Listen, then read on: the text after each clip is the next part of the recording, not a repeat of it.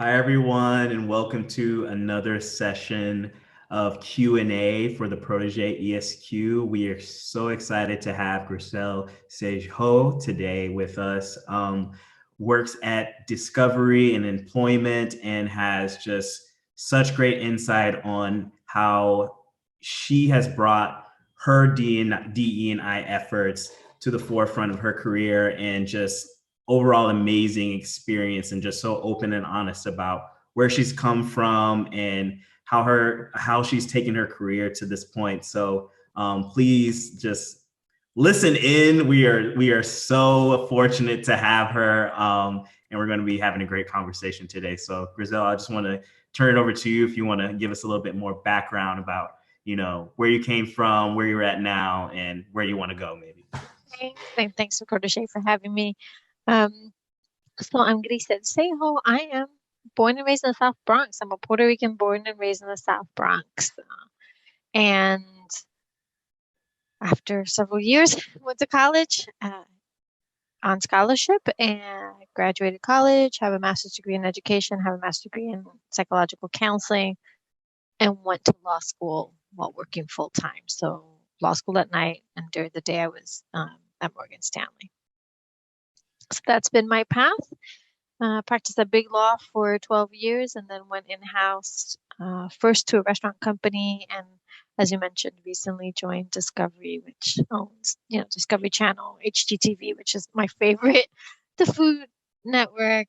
Yes. So those are the ones that I like. And my sister's claim to fame is that she loves Shark Week. Shark Week. So she's excited about that. Yeah.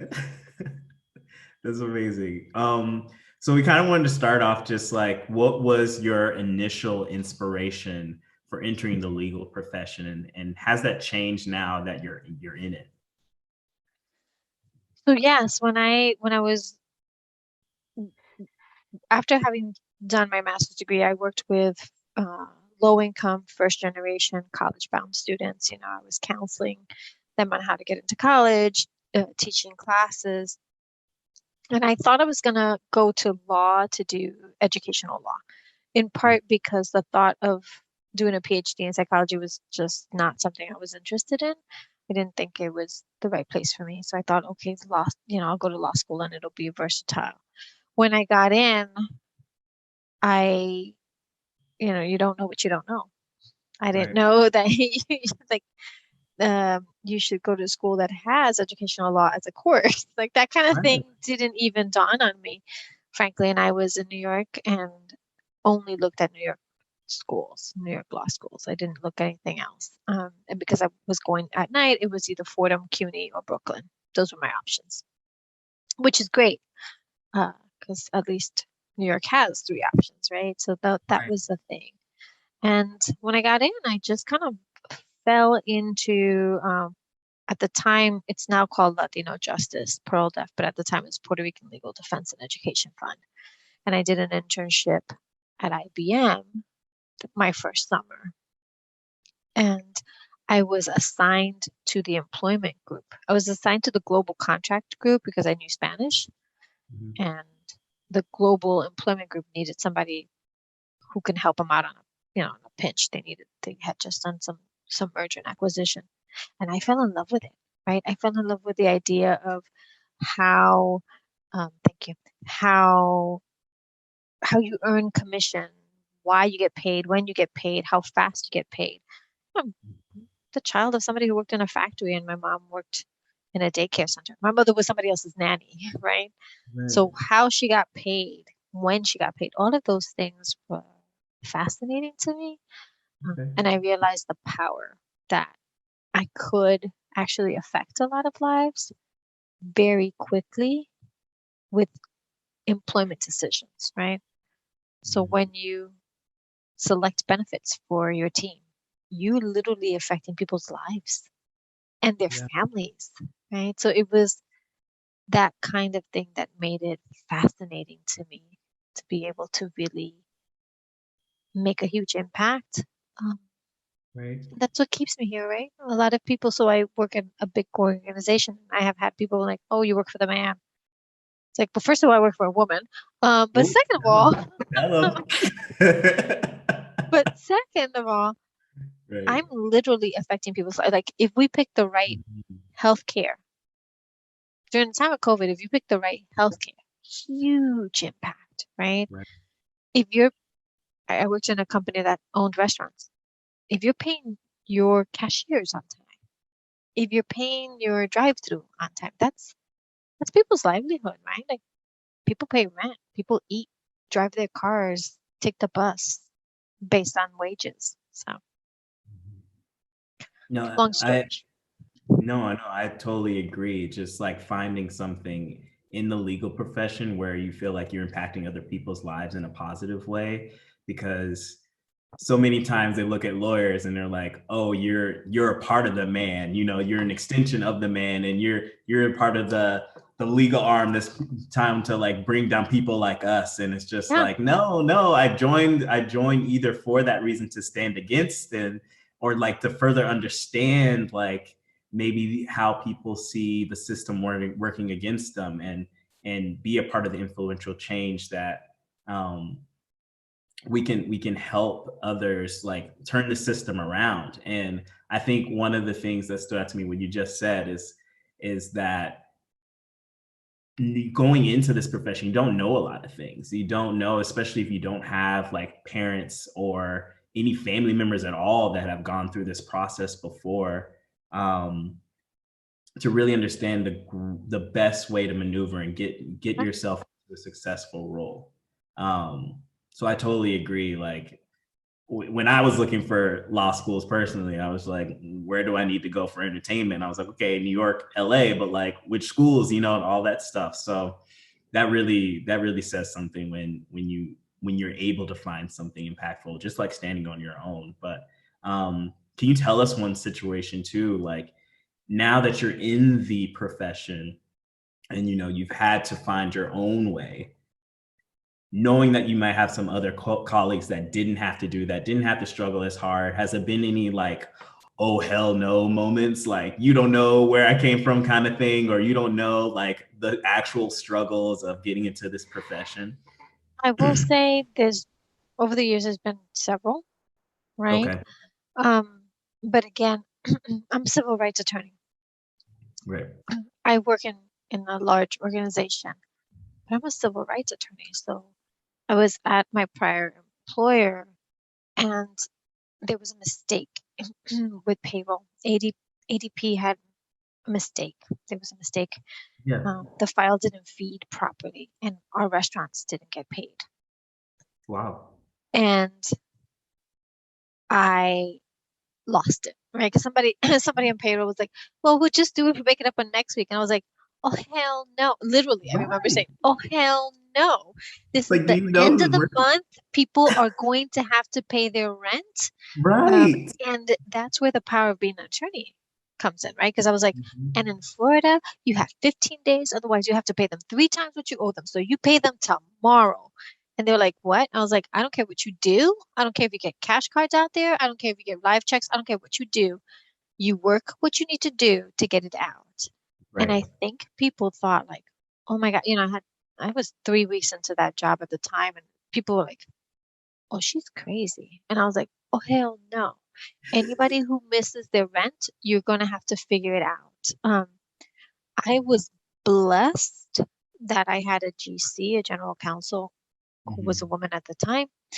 And she was like, okay, is that what you really want them to do? I was like, yep. And she's like, you realize they're going to have to work overtime? I was like, yep. And she's like, okay, if you think that's the right thing to do. I was like, that is absolutely the right thing to do. There was never a moment in my mind, right? Have Mhm. I had people make comments? Yeah, I mean, I remember being at a different employer, and I'm not going to name it because it's not Right. a pretty story, but uh, some of my colleagues were making fun of people who got clothes from Goodwill. And I let them go on for a few minutes, and frankly, I was so embarrassed and so ashamed, and I felt like, oh. And then finally I said, you're here making fun of those people, and one of those people is me. Right. And they were kind of a little bit shocked. And I said, I don't hide that I'm born and raised poor, Mhm. right? And they, they quickly backtrack. Oh, we didn't mean anything by it. I totally get that you wanted to make fun of this unknown, right? I was like, but I'm in your face. I'm in your Right. face and I'm here and I'm a person and I have feelings. And Not even it's like the those courtesy. times. Yeah. Yeah, no, it's those times where you have to just be courageous enough to say, I don't know about anybody else, but I'm standing here, right? Right. And you and I have had this conversation. Now, I run a organization for the Hispanic National Bar Association, the Latina Commission, right? Yeah. Right now, Latina lawyers make up 2% of all the lawyers in the United States.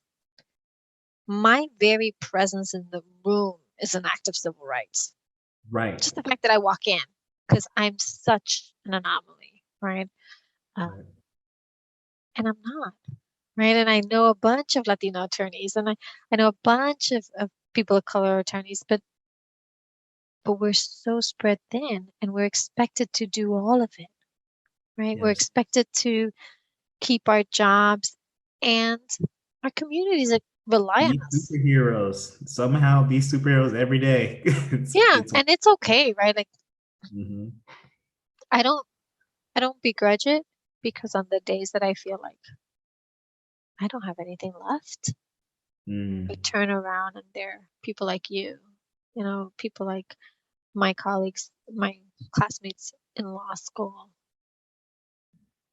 you know, people who really have had it hard and paved the way.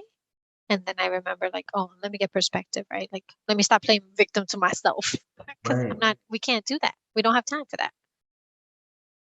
It's tough to even say that because everyone says like, obviously for your like mental health and everything, you need to give yourself some time to allow yourself to make mistakes, allow yourself to be Mm-mm. sad or upset at your job and everything like that. But at the end of the day, we also have to seem very happy to be there because we are some of the only people in the room that look like us, and we have to be the smiling face, and it gets tough. It really gets tough. So I totally understand where you're But I coming think from. that that's the thing, right? That's the yin and the yang. So I started a series on LinkedIn, the Happy Sunday series, right? And I called it the Happy Sunday series because it's not always happy, Right. right? It's not always happy. Um, I'm not always going to be happy, Right. but I am always going to be that girl from the South Bronx sitting in that room. And it took me, I'm sorry, I just turned 50. It took me till I was like, I don't know, like 45, deep into practice Mm. to feel like I could sit at the table and be all of me, right? Like I have hoop earrings on right now and I will wear that to work. I will never wear that in a courtroom, Right. but I wear big hoop earrings because a lot of Puerto Rican girls in the South Bronx do, and that was a way we showed cultural pride. Right. So I'm gonna wear them, but there are times I'm gonna take them off and put a little stud in, right? I'm not gonna pretend. Sometimes I got to, Time and place. yeah, Sometimes. I have to be more of everything that I am. And I Mm. think that's the hard part, right? Mhm. Because when I first went to law school, when I first started making good money, I always thought I felt like I was betraying my household, like I was betraying my mom or my Mm. dad, right? Mhm. And I realized, like, oh no, my dad worked at night in a factory for 30 years so that I could get educated, so that I could earn enough money that if I felt like buying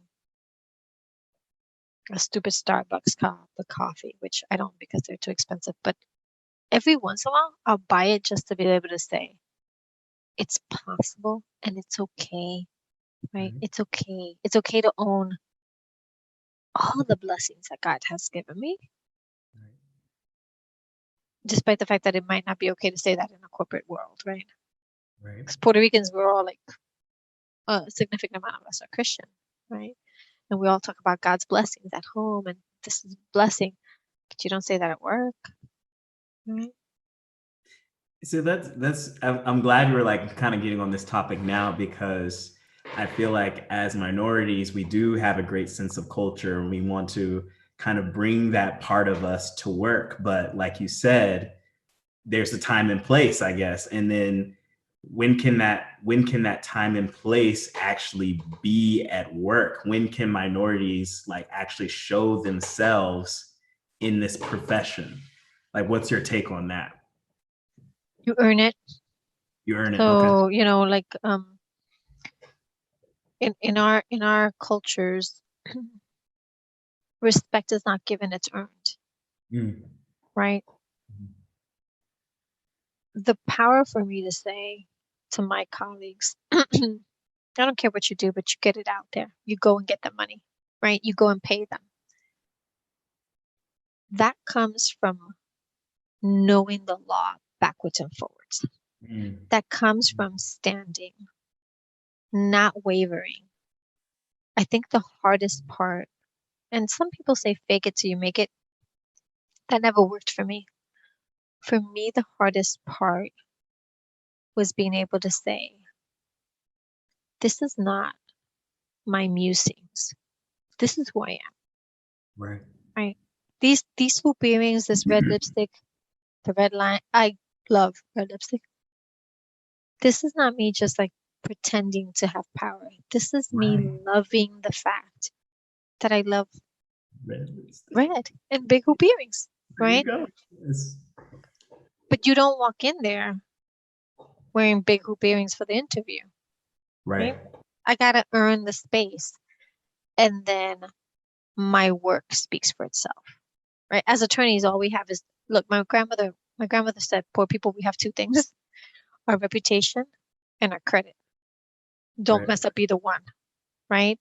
Now we And your got it. credit can be right. Your credit could be a credit card, but your credit could be the credit, your street cred, Mm-hmm. Mm-hmm. right? So I will never mess up either one. That's how That I take it. and that kind of brings me to my next point then too, because as you're saying, we need to earn the space to kind of show our culture at work and everything, or truly be ourselves. Do we need to rethink about how we go about doing that? Because as you know, in law school, you're told, you need to grind, you need to burn the midnight oil, you need to do everything extra, extra, extra. And then when you get into your actual job and start your career, it's kind of the same thing, Yeah, especially as a young attorney. You have to like grind, you have to show partners that you're willing to take on extra work.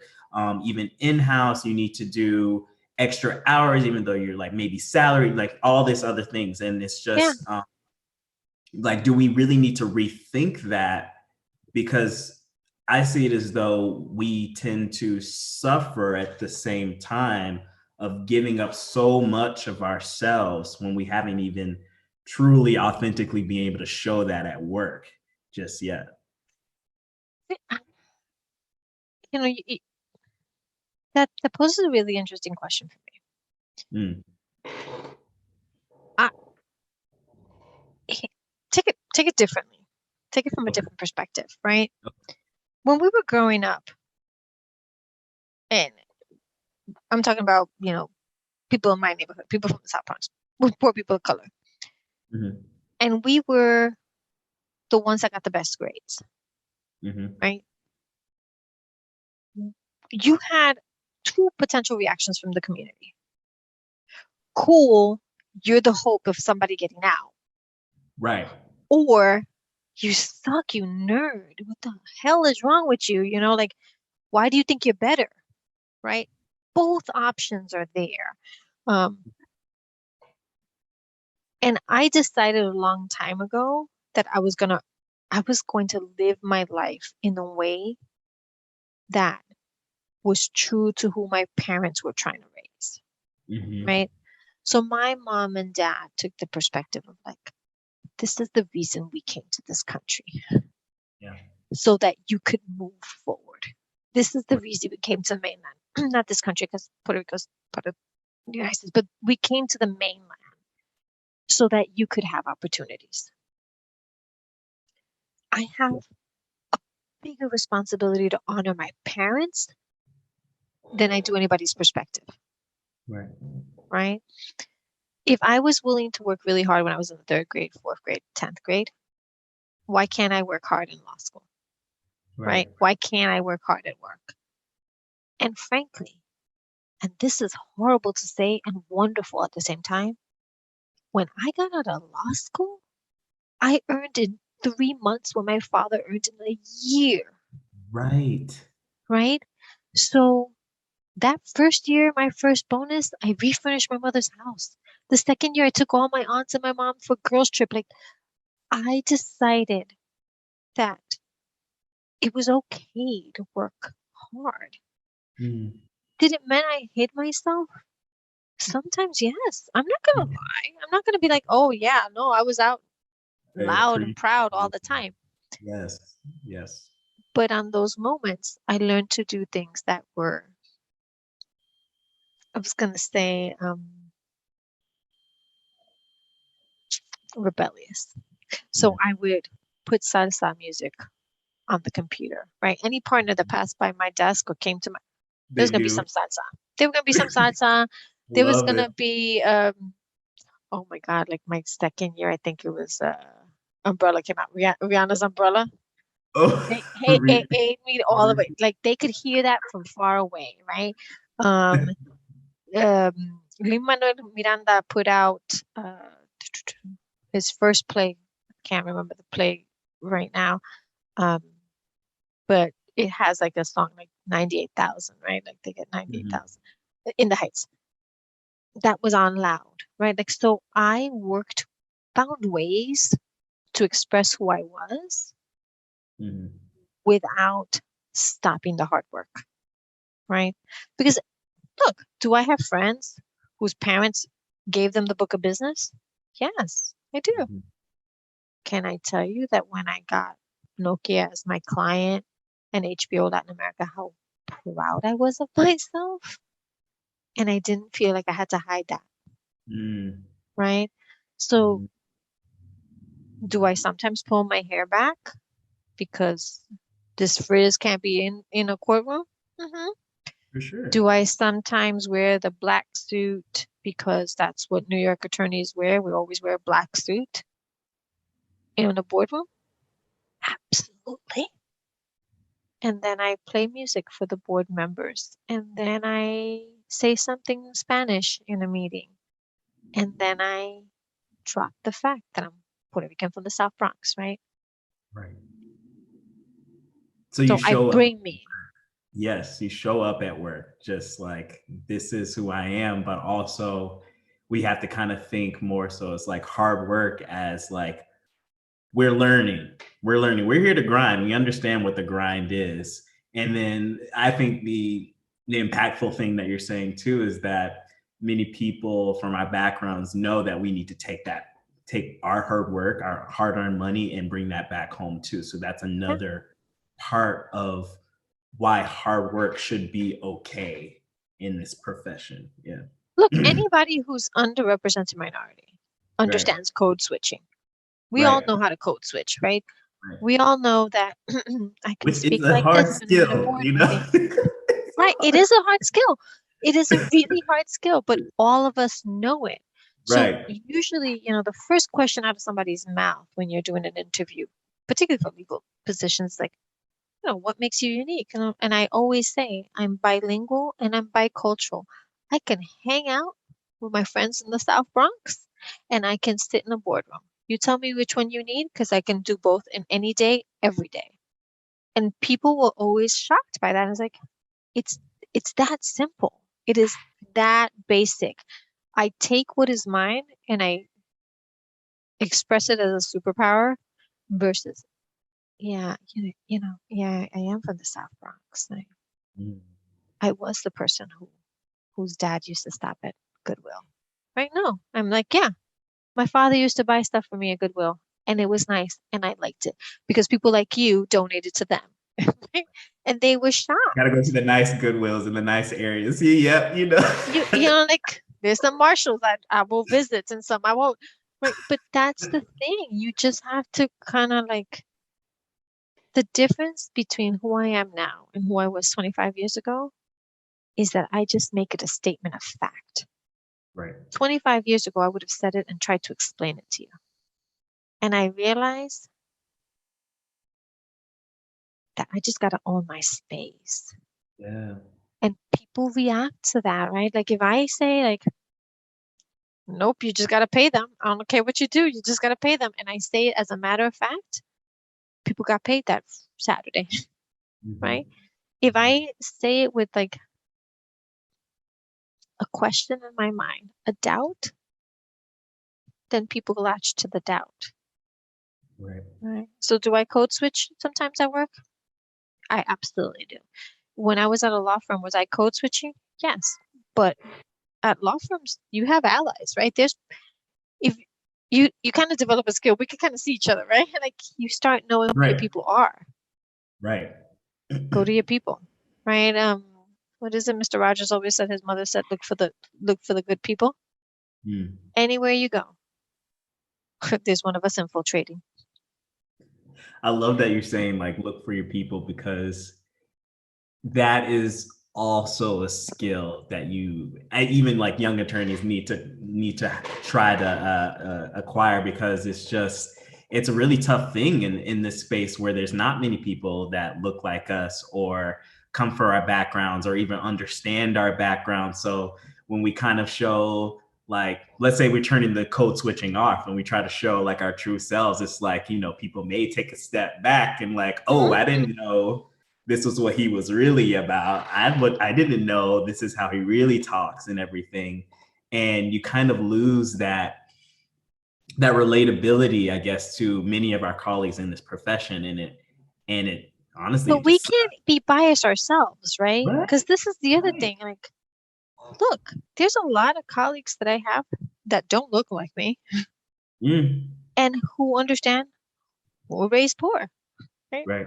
I have a really good friend raised dirt poor in Seattle. Mm, You would never be able to tell wow.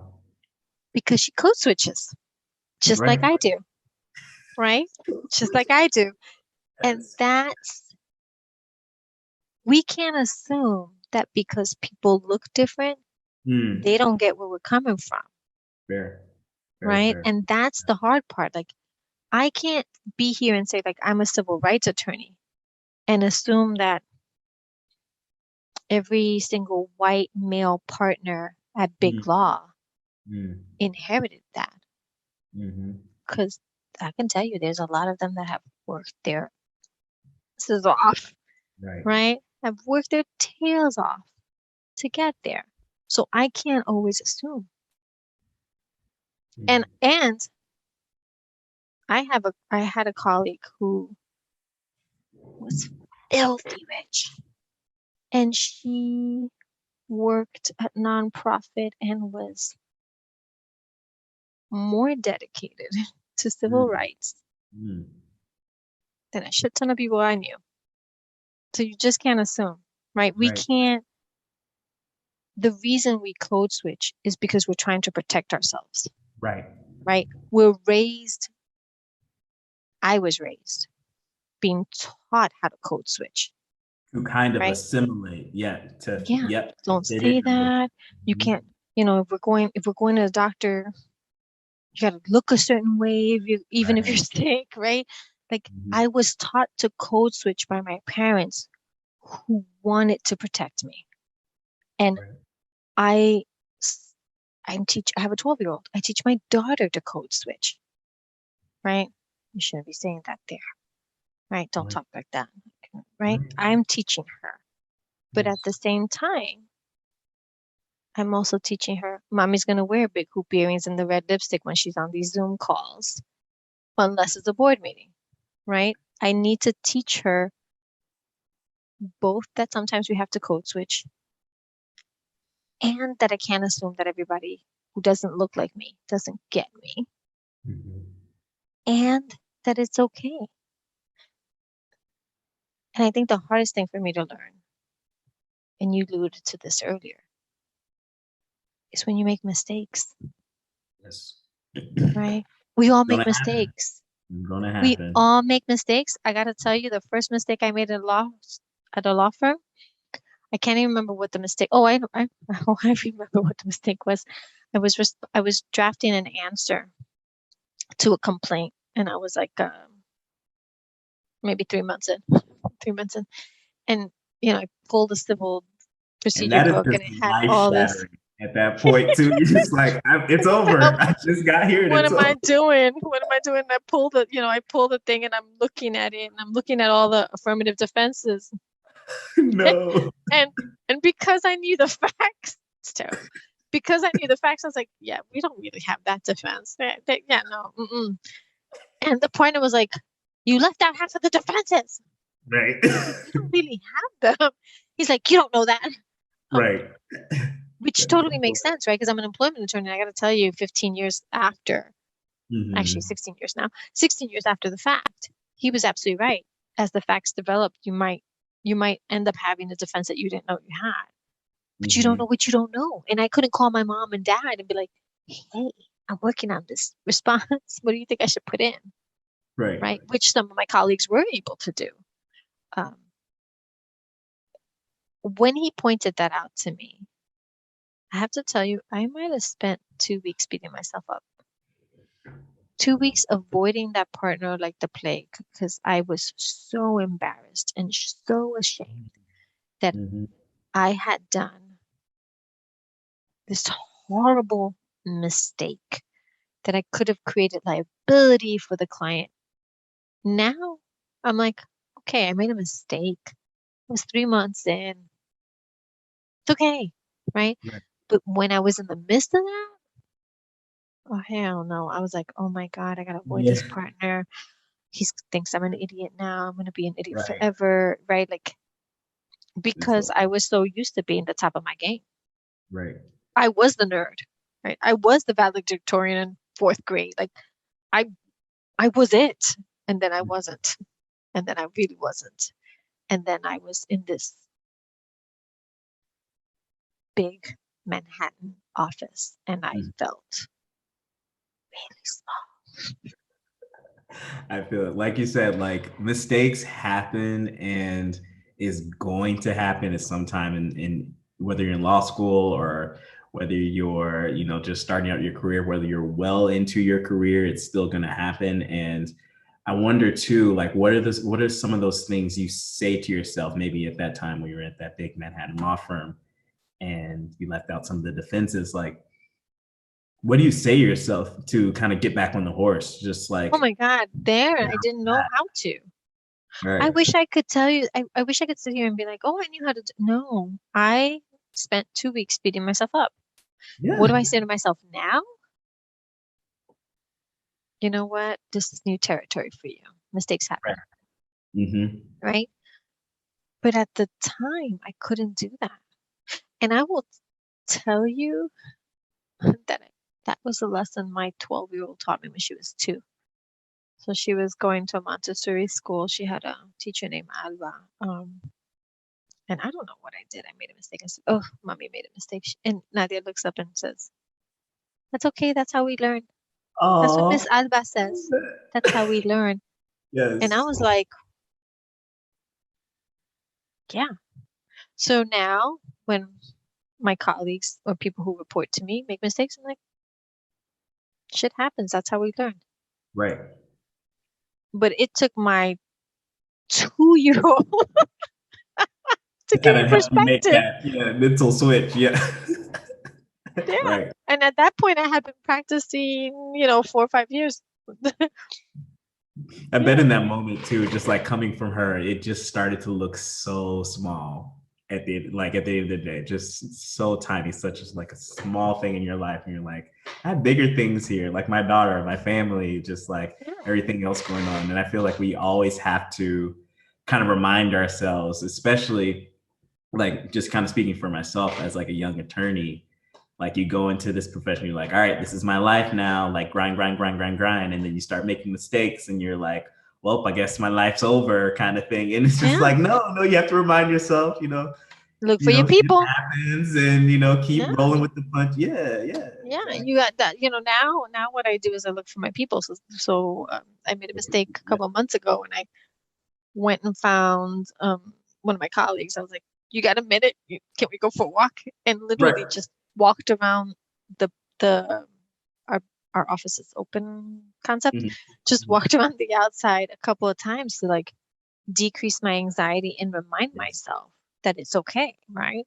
Um, but now it's like that. Now I'll look for my people. I put on my music. I go for a walk, right? During COVID, you can't really walk, so I put on my music and I sing.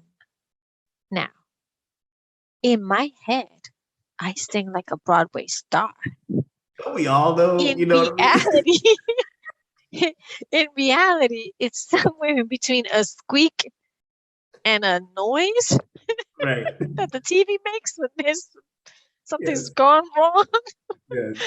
Um, but you look for your people. You're gonna make Right. mistakes. Look for your people. You're gonna make mistakes. Remember that your family is important. You're Mhm. gonna make mistakes. Like you're learning, right? Let my 2-year-old teach you. Well, that's how we learn. No. Well, thank you to your 2-year-old for that, because we all need that reminder. Hell Um, yes. what are some of the ways then that you empower yourself specifically as a minority attorney? And I know we've kind of touched on that, about like playing your salsa music at work. You have your red lipstick, you have things about you and your culture and things that make you you at work. But what are some of those other things you use to kind of empower yourself in this profession? I think the number one thing to think about for me has been to remind myself of the times that I made a difference. Mm. So the time that I got my colleagues paid, something Mhm. that I'm very, very proud of. During COVID, I started writing to my colleagues in the field because I had a lot of field workers, employees who were field workers. And I started reminding them day after day about how important their work was, right? That they were essential workers and that being in the field was hard. And about 100 days later, after 100 days, I started writing songs to them and poems and rap songs, and I would record it and send it to them. And they started to write back like, "Oh my God, what a difference this has made. Mhm. You're not an employment attorney. You're so different from what we expect. You're so Human. not normal." Mhm. Exactly, right? And then I remind myself, well, that's the person my mom and my dad wanted me to be, Mhm. right? Mhm. My so in a weird way, I come from like a weird line. So there's 4 of us in my household. 3 of us are women. All 3 are attorneys. Mhm. And my brother's a nuclear engineer. And when I graduated, I'm the youngest. When I graduated from law school, the neighbor said, "Doña Miña, you must be so proud because the girls." And my mother, who was a smoker, who she died of lung cancer, she's like, "You know what? I don't give a shit, Don Pepe, what they are. They just need to remember that that man inside, my father, he works in Right. a factory. He killed himself in a factory. They need to be good. They need to be good, right?" Mhm. So how do I empower myself? I remind myself who I really am.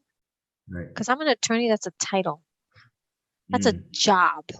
Mhm. Who I really am is a Puerto Rican from the South Bronx, whose mom taught her how to love.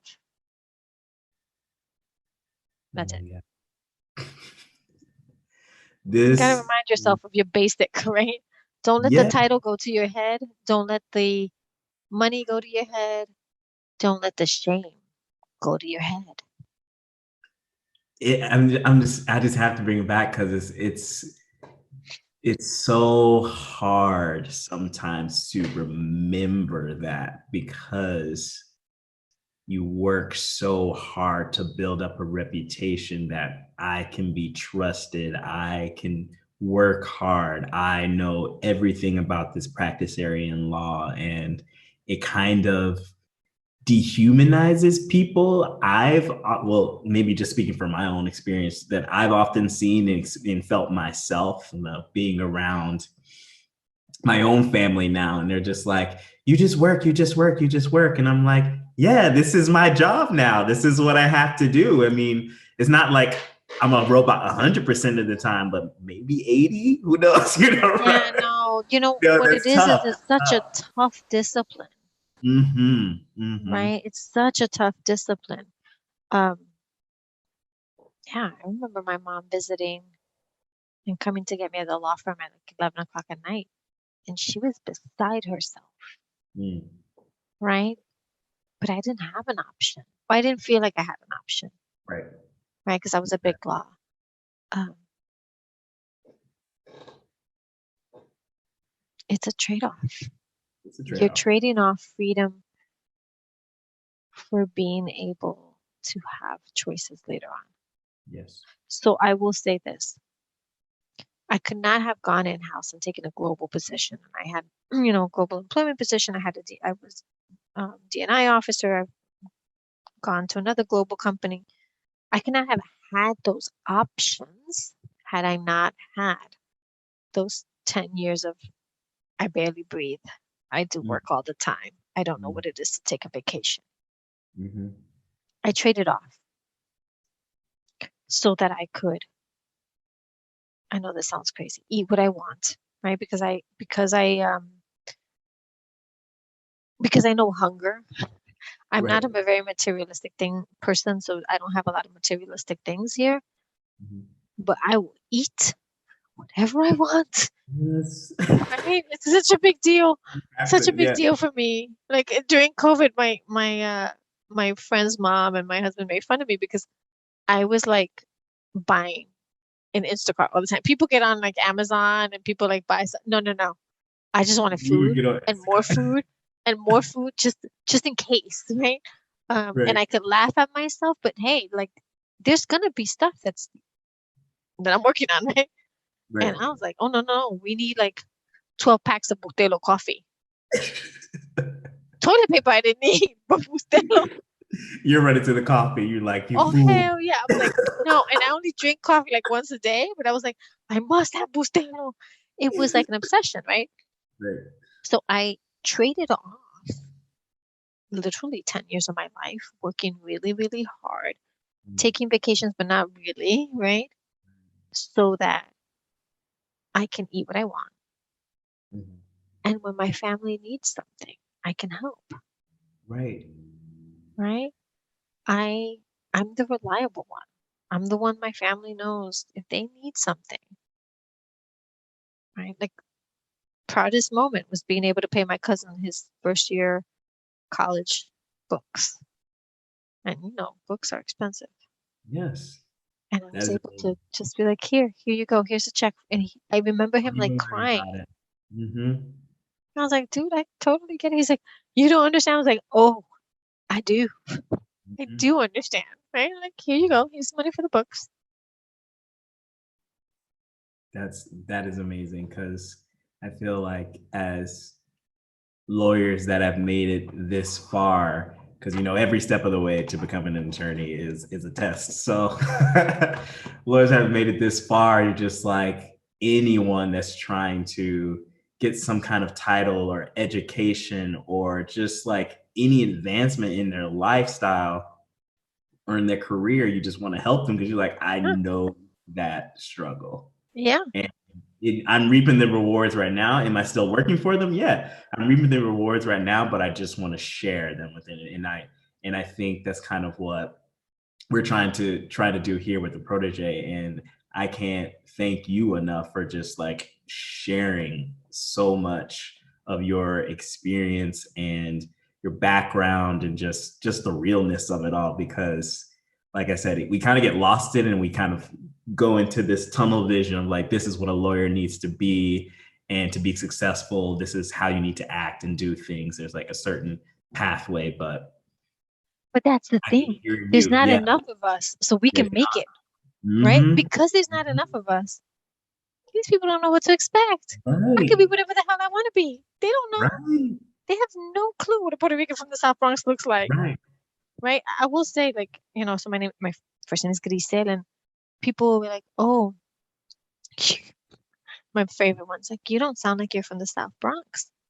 And I'm like, is that because you're watching too much J-Lo? Would you say that to Justice Sotomayor? And as soon as I Right. say that, people click off and like, oh, I didn't mean that. I'm like, yes, you did. Mm. I heard you. Watch it. And I'm Watch going to it. give you a pass because you're not that important to me.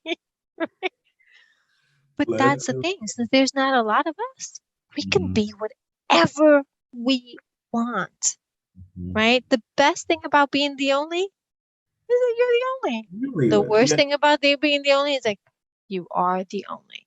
So Mhm. my advice to minorities, to people of color, Mhm. to any underrepresented minority, Right. look for your people Yeah. because you will start to be able to spot each other from far away. I Mhm. have been in large rooms where I look and I see and I know and we know, right? And both of us are smiling at each other. That's what happens, right? I'll be at a big dinner where the law firm has sent me and I'm like, what's that? Not the head nod. I love it That's though. it. Because Yes. Right. that we are infiltrating.